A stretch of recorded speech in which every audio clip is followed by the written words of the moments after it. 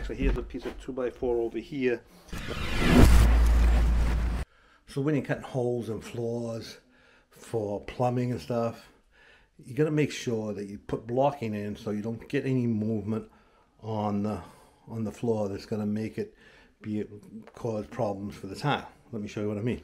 So as you can see here, they cut out this piece here. That piece has to be screwed in.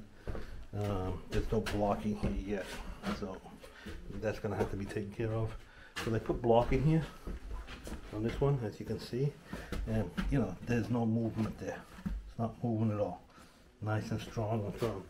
But they didn't put any blocking here. So what happens is you get this movement. See how that goes up and down?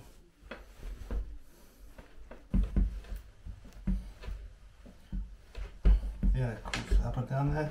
You need blocking there, so there's no movement. So here's a perfect example. So see, we need blocking here and there, and then when you cut that, this one's fine because it's on the joist, but we need to put the blocking here as well because it's on the joist. But you know, we could cut this back, but then the plywood that goes in there is going to be short, so we need to put a little piece of blocking in here as well so that we don't get any cracked tiles. Okay, so got the hole in the plywood and got some strapping. Actually, here's a piece of 2x4 over here, and that's a piece of plywood because I didn't have the thickness. And I got that one done also. This is all blocked in and screwed in, and that's all blocked in and screwed in.